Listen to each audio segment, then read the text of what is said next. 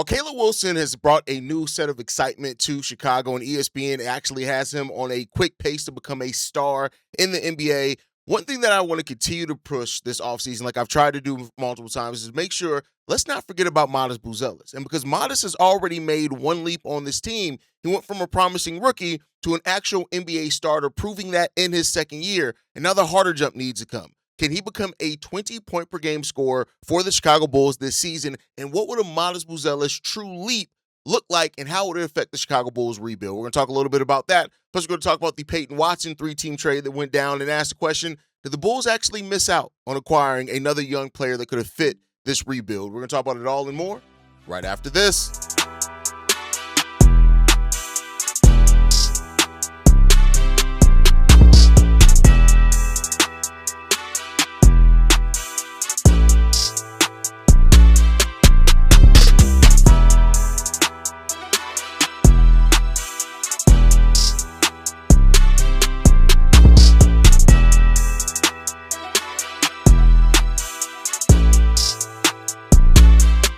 What's going on, Bulls fans? Welcome to another episode of Chicago Bulls Central, your number one spot for everything Chicago Bulls related. I'm the host there, Haize, but more importantly, you guys can follow the channel at Bulls Central Pod on every social media platform that we happen to be on. With that said, let's go ahead and get into this content for today, y'all. And Matas Buzelis. I want to start off talking about Matas Buzelis. Not for any dramatic reason or anything like that, but I do think that Matas is at a place right now where he can make a leap and he can affect the Chicago Bulls rebuild. A Matas Buzelis that makes a big-time leap in year 3, which many people are already wanting to see, definitely change and accelerates the rebuild at the same rate that Caleb Wilson turning into an actual star over his first 3 years would accelerate the rebuild for sure. When you look at Matas, he's in a position that you no longer question if he belongs, and he's an NBA player. Let me not say no one. There are some people, but we call those people touch. They're a little different than the rest of our us normal people. But there's no doubt he's already made that jump into being a really solid NBA starter. Now the question becomes about the continual evolution that needs to be there to take it a step further, right? When you look at it right now, the Bulls need to know how well he fits in more than just being a starter on this team if he does that. He becomes extension eligible in 2027, which is not that far away. Like 2027-28 season, that's when he becomes extension. Well, no, he's extension eligible next season, and therefore he can be extended even before his contract's up. And we'll see, right? Because Matas has already shown that he can play in the NBA, but he's shown some definite areas that he needs to grow from. Let's talk about it. What does it mean? What does this whole new rebuild mean for Matas Buzelis? First, Caleb Wilson is not here to replace Matas, and that's something that I keep saying anytime these conversations come up, because you have that small segment of Bulls fans who don't realize you can have multiple good things going on at the same time. You also have that segment of Bulls fans and NBA fans that for some reason think, oh, a new GM comes in, everybody is not their guys out of here, and that rarely even happens in the NBA nowadays at all, much less for young players that are still developing, right? But with that said, this is not a situation where it should become Matas versus Caleb. I said that before, had a whole episode on it. It's not. They can play together. When you look at modern teams, the modern interchangeable forward is such an important part in roles that you have on these teams that is a luxury, especially when you have those interchangeable forwards that both play offense and defense, right? So it's not about a fight for hierarchy, even though that fans are going to talk about it and speculate on it that way. It's not about the hierarchy now. Now it's about both these players becoming the best version of themselves. And then we'll talk about the rest at that point. It will start figuring itself out, right?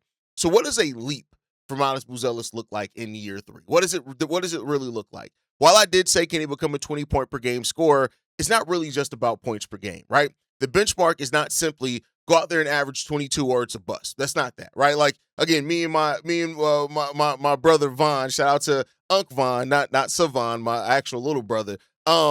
But I don't put a point per game total on what a leap looks like, because you have to actually watch the game. Because if you make a leap defensively as well as offensively, an 18-point per game could technically be better than a 25-point per game if you're actually playing solid defense in that, right? So I think when you look at it, a full profile for Matas Buzelis that would kind of signify a leap here is 20 to 22 points per game, 6 to 7 rebounds per game. If he can average 3+ assists per game, a decent volume and efficiency from 3. So I'm not going to put a number on that, but like not just a higher volume, a higher number of makes, or not just a higher percentage if your volume goes down, but a efficient high volume, so the volume and the efficiency, and a stronger defensive profile, meaning he's already taken steps as an on-ball defender. What can he do as an off-ball or pick-and-roll defender? Those type of things are going to be there, right? Matas Buzelis, after the All-Star break, averaged 19 points per game, which does suggest that he can be, especially with the state of the team changing, close to a 20-point per game scorer. He also had an amazing month of March, I believe it was, where he averaged, I think, 22 points per game. So, like, we've seen it from Matas Buzelis. We know what a hot month can look like for Matas. We know what more workload on Matas can mean for his production. But now he has to do it for a full season. He has to do it consistently, and he has to be at that spot where we look at it and also say, all right, not only did Matas make a leap, he's made a considerable step. March, he averaged 20.7 points per game, not the 22 that I had mentioned, so there you go on that one. So it's not just about scoring more. And there are going to be some fans that do want to make it more just about the scoring. It's more than just scoring more, right? And I also, one of the biggest challenges for Matas that I want to see, and I do think Thiago's going to use him in this some. I don't know the frequency, but some. When you have Josh Giddey and Trey Jones on your team, you let them facilitate. But I do want to see Matas become more of a creator, a self-creator and a creator for himself at times, right? We already have seen that Matas can score when the game comes to him. When he's in his bag, in that rhythm, Matas allows the game to come to him, and he's one of the more, exciting scorers to watch because of what he can do and how he can do it, right? He can cut, he can run, he can shoot, he can attack defenses when they're rotating. He knows how to do that. Attacking closeouts is something that I think I need to see him do a little bit more. But the next level for a player like Matas is understanding how to still create when defenses are targeting you. And that's something that we've seen when there are, players were hurt and stuff like that, and defenses were able to put more defensive pressure on Matas Buzelis. We've seen that he didn't always stand up and handle that the best, right? Can you score in late clock situations, right? Can you do that when the Bulls just need a bucket? Can you go out there and score in late clock situations? Can you punish on switches? If a defense switches on you, do you know how to punish that before the switch has a chance to set, and there you can go? Can you draw multiple defenders and then make the right pass to your teammate to make the right basketball play, right? These are things that I'm going to say.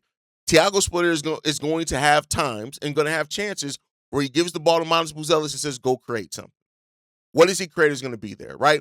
2.1 assists, 2.1 turnovers. That leaves a lot of room for growth in year 3 in that area for Matas Buzelis. And I think that he can do it. Keep in mind, when Matas came into the league, he was touted as the potential being a modern point forward.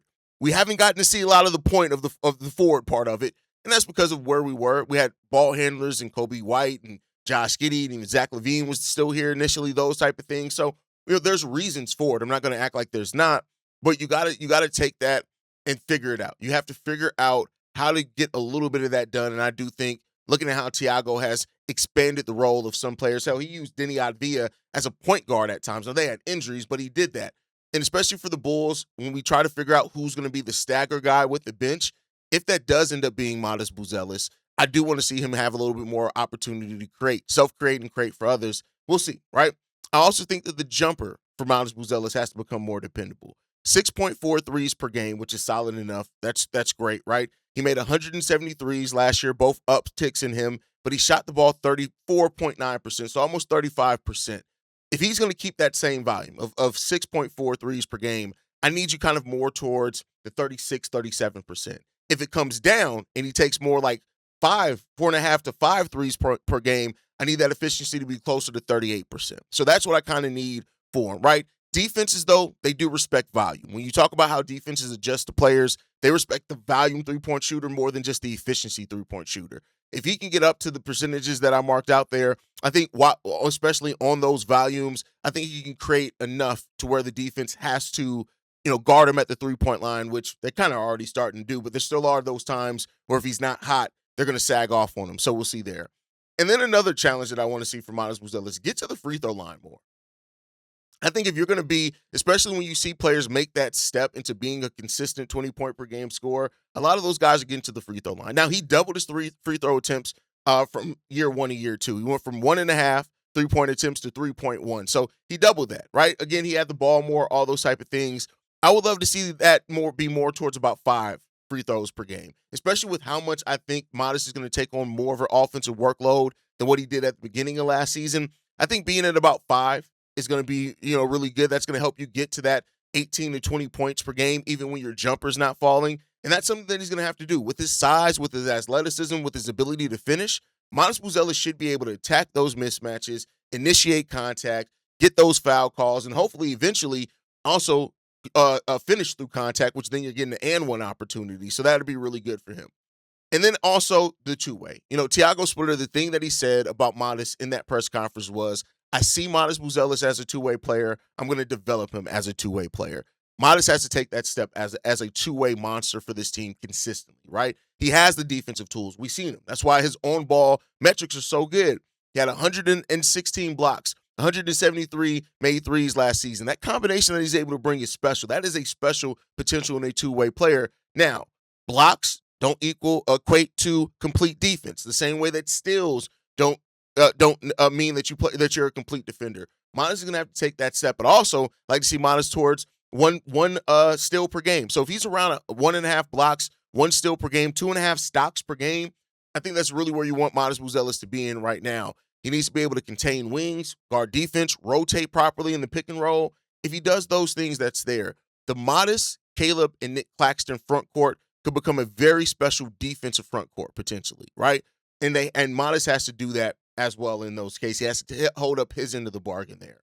And then Caleb and Matas together, I do think they could take pressure off each other in different ways. Matas can take a little bit of offensive pressure off Caleb Wilson. Caleb can take a little bit of defensive pressure off Matas Buzelis. And they can do it for each other as well. Like, again, if they both balance, both become two-way players, right? And so that's something that we're going to see also. And then also I think Norman Powell helps the league. This is the first time that Matas Buzelis is going to play with a shooting guard that can average 20, but doesn't need to be ball dominant to do it, right?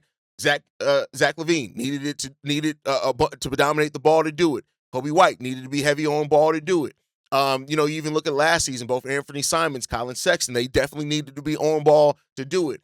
Norman Powell's a little bit different in that. He doesn't need the ball a lot to be an effective scorer. So that is, of course, if Matas is having a rough shooting night, Norman Powell's going to be able to step up some. But Norman is a guy that's taken on the role that his team has asked him to take on his whole career. So he's going to be able to do that.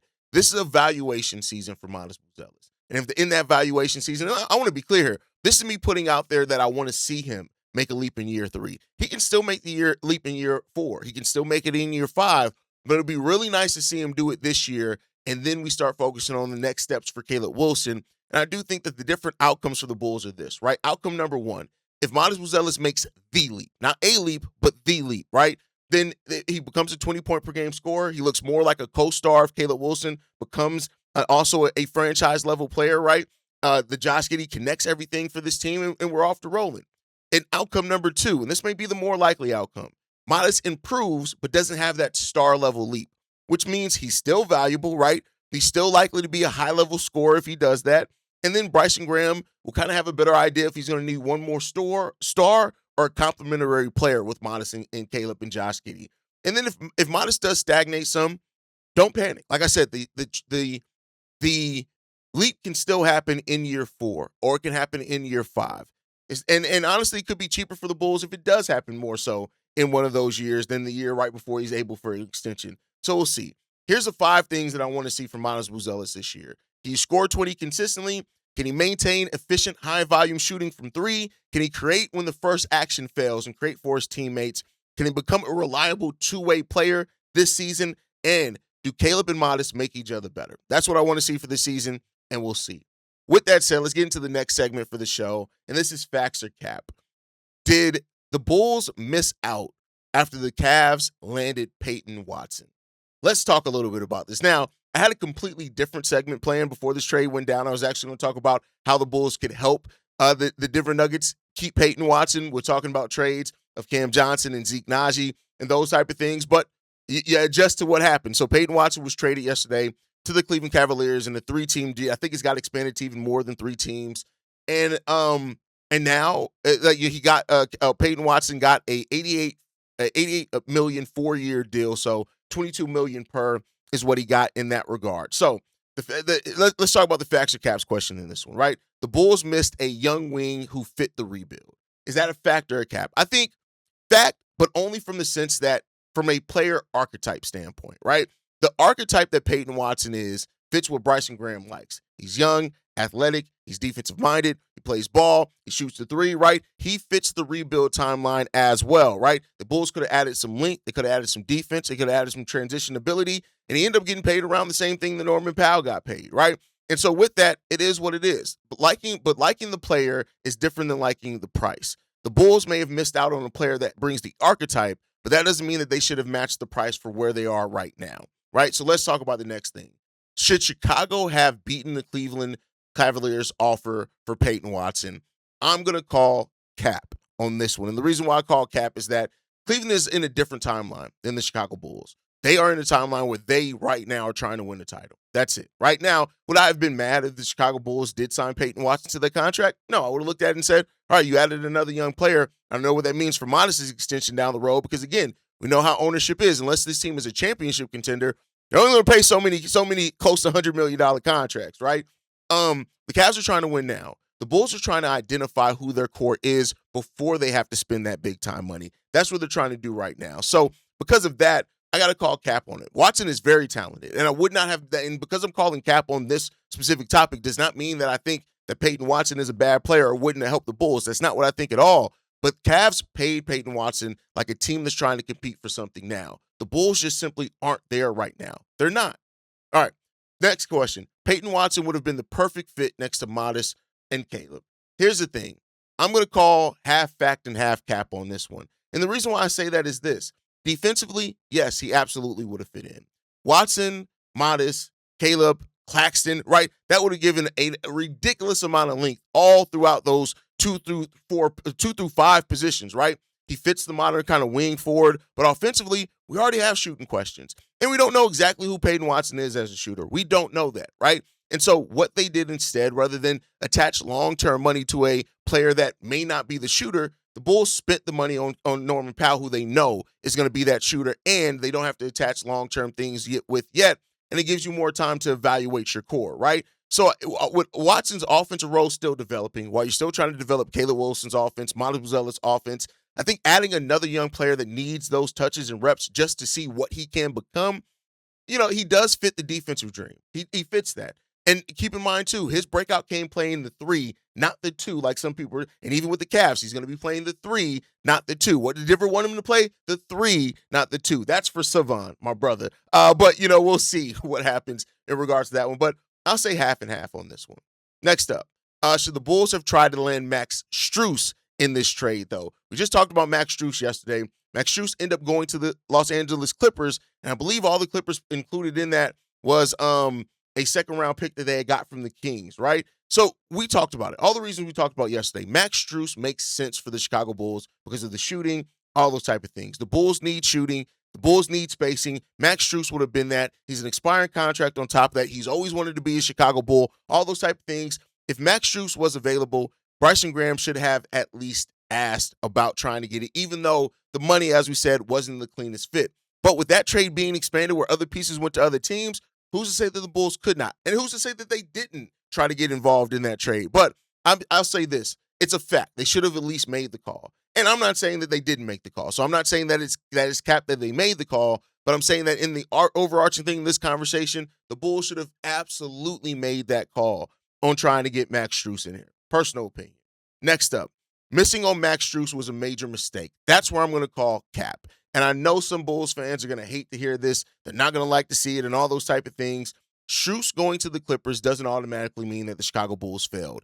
The Clippers had a trade exception that gave them the path to add Max Strus as a cleaner landing spot would not have to include a bunch of pieces. That's what it is. Bulls would have needed to send significant salary back, and that matters. You don't move Jalen Smith to get Max Strus. You just don't. You don't move Trey Jones to get Max Strus. You don't do that. You don't compromise a bigger evaluation for a smaller term scope when anyway you're trying to develop is the most important thing that you're doing anyway.